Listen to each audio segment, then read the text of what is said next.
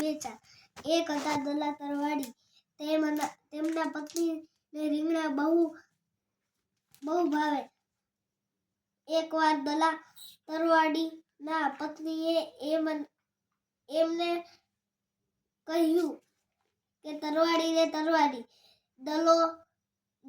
દલો તરવાડી કહે કે શું કહો છો ભટાણી? મને રીંગણા ખાવાનું મન થયું છે. રીંગણા લાવો ને. રીંગણા